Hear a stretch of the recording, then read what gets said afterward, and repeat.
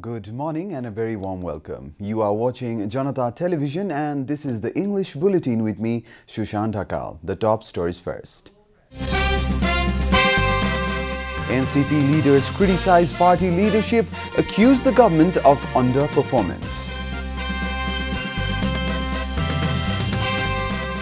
Executive Committee meeting of Nepali Congress postponed. Rival faction led by Ramchandra Paudel boycotts the meeting again. PM Oli is saddened by Sindhupalchok accident, orders concerned authorities to ensure road safety measures. China, Russia propose lifting some UN sanctions on North Korea. US not ready to agree at that moment. And holders Liverpool to face Atletico Madrid in Champions League. The knockout stage matches will begin in February.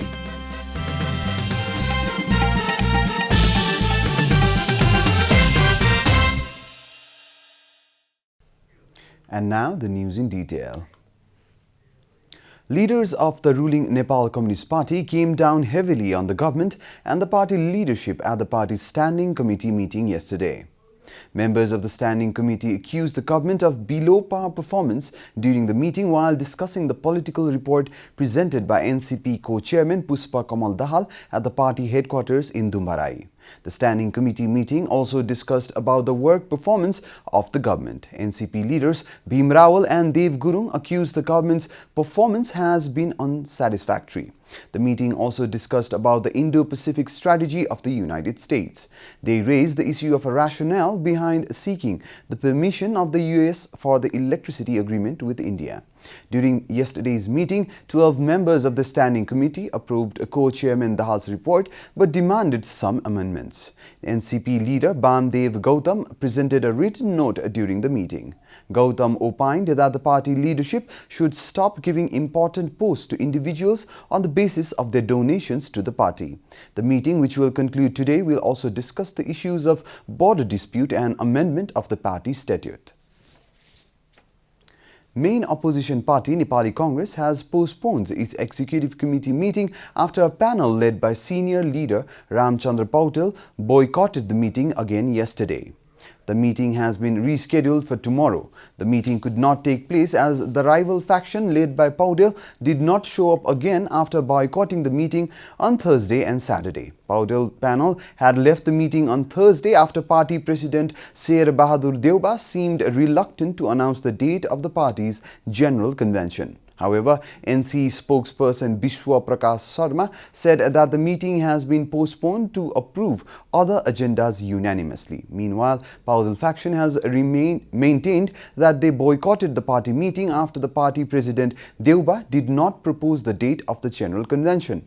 As per the party statute, only 3 months is left for the general convention to take place as the 4-year term of the current leadership comes to an end. However, Deuba seems to extend his tenure for another 1 year by delaying the General Convention using special provisions in the party statute.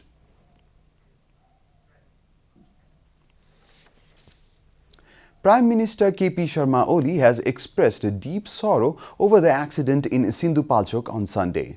Prime Minister Oli reportedly said that he was deeply shocked after learning that a child was deprived of love and care after the mother died in the accident and the father remains out of contact. Altogether, 15 persons were killed when a passenger bus met with an accident at 6 Kilo area of Sindhupalchok district on Sunday.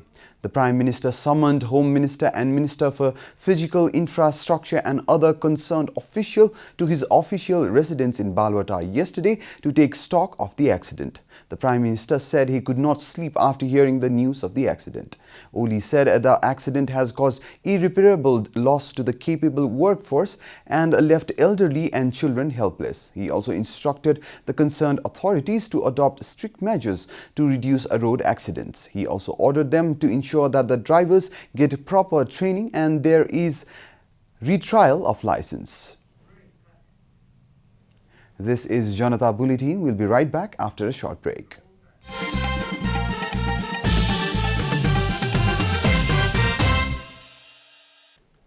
Welcome back after the break. We continue with other national news.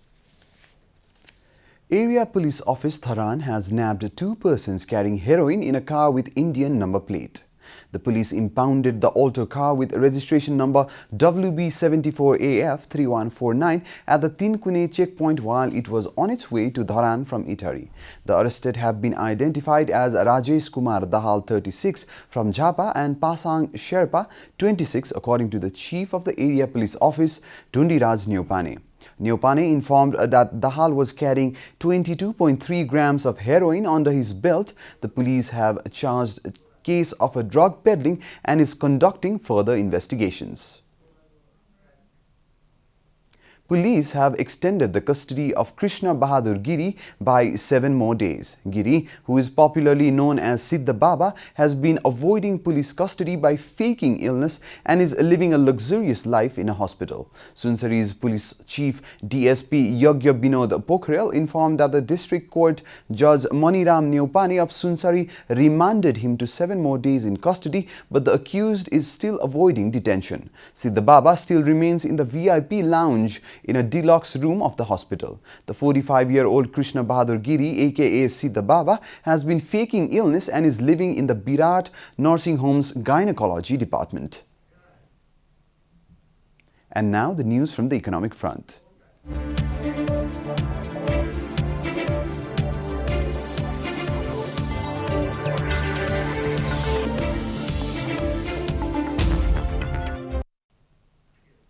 Even though it has been over a year that the government has launched the Social Security Fund program, banking institutes like Nepal Bank, among others, have not agreed to be a part of this program. The government, on the other hand, is preparing a law which will prevent the renewal of license of any organization that is not associated with this fund. According to the data, until mid-December, only 12,000 employers and over 132,000 employees have been registered in the program. The fund has collected around 273.5 million rupees. The facilities provided by the SSF are still available to the public from Provident Fund, insurance companies and Citizens Investment Trust. The government has been saying that the SSF will guarantee the financial security of its citizens. However, the banking institutes have taken a stance on not joining the SSF because of issues like double taxation, waiting till 60 years from receiving pensions, and no provision to draw all the money all at once.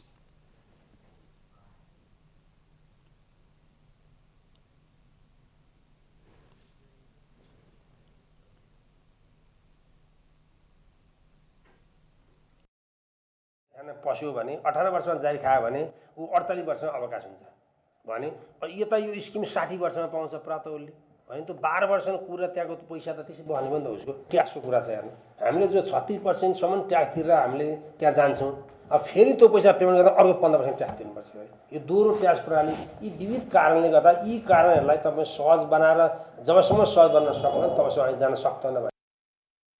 The people who are already associated with Provident Fund and CIT have no interest on joining the SSF program, but the government is insistent on making sure everyone joins the fund by introducing a law that does not allow any organization to go through annual renewal.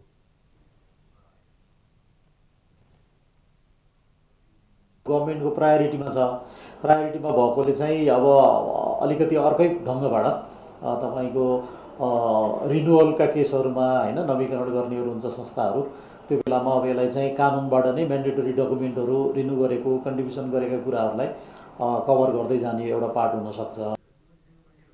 It is clear that to make sure the Social Security Fund is welcomed by the people, the government should start addressing the concerns of the public, employers and the industries immediately.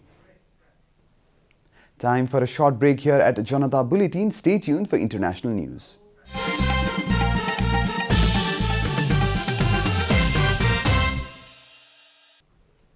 Welcome back, and now the international news.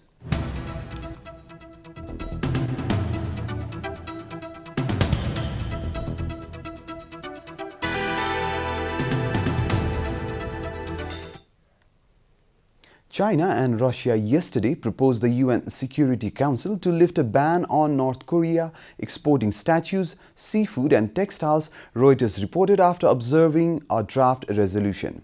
The move, Russia said, is aimed at encouraging talks between Washington and Pyongyang.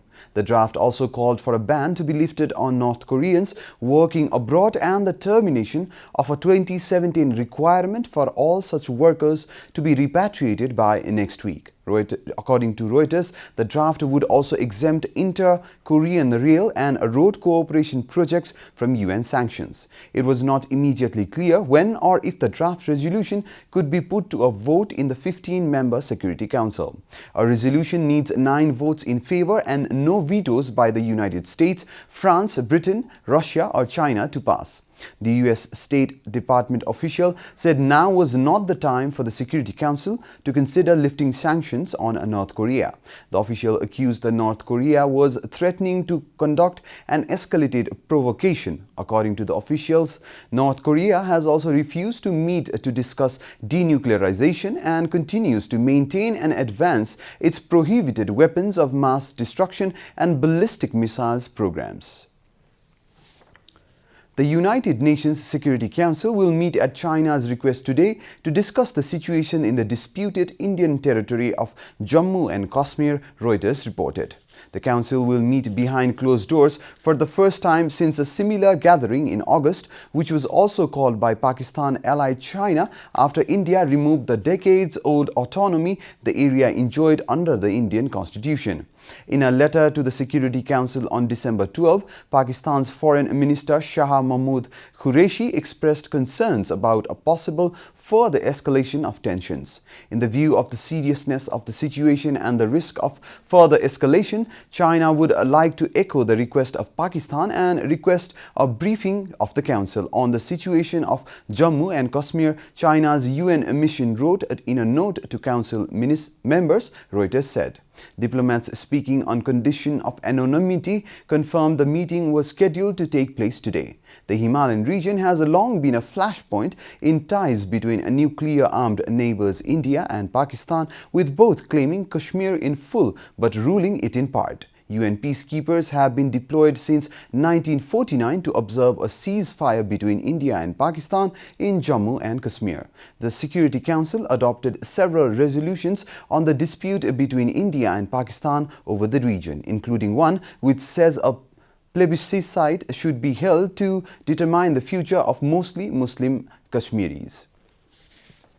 You are watching a Janata Bulletin, and now the latest from the world of sports.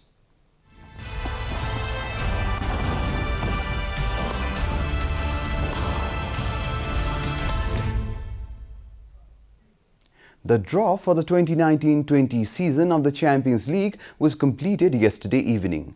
Defending champions Liverpool FC will face off against Atletico Madrid with the first leg to be played away in Spain. Manchester City will also travel to Spain, but they face the more stout challenge in the form of Real Madrid. German club Borussia Dortmund will face off against French champions PSG, and Bayern Munich will travel to English club Chelsea. Tottenham Hotspurs will play RB Leipzig, Barcelona will play Italian club Napoli. For the first time appearing Atalanta will play host to Spanish club Valencia FC. Italian champions Juventus will take on French club Olympique Lyonnais. The matches will be played in the 3rd week of February and 1st week of March. In a bizarre display of anti-racism campaign, the Italian Serie A has used images of monkeys in the fight against racism. The campaign comes less than 3 weeks after its clubs pledged to combat Italian football's serious problem. The No to Racism posters show 3 monkeys with painted faces. The monkey artwork will be displayed in Serie A headquarters in Milan. In a country where the authorities fail to deal with racism week after week, Serie A have launched a campaign that looks like a sick joke. BBC quoted anti-discriminatory body Fair as saying. Earlier this month, Italian newspaper was criticized for the headline Black Friday alongside the images of Roma defender Chris Smalling and Inter striker Romelu Lukaku prior to a match between the sides. At a news conference on Monday, artist Simeona Fugazzuto, who always uses monkeys in his work, said the monkeys becomes the spark to teach everyone that there is no difference. There is no man or monkey. We are all alike, BBC reported. The controversial display is set to spark large debates in the world football community for a long time. We are at the end of Janata Bulletin and the headlines once again. NCP leaders criticize party leadership, accuse the government of underperformance. Executive Committee meeting of Nepali Congress postponed. Rival faction led by Ramchandra Paudel boycotts meeting again. PM Oli saddened by Sindhupalchok accident, orders concerned authorities to ensure road safety measures. China, Russia postpone lifting some UN sanctions on North Korea. US not ready to agree at the moment. And holders Liverpool to face Atletico Madrid in Champions League. The knockout stage matches will begin in February.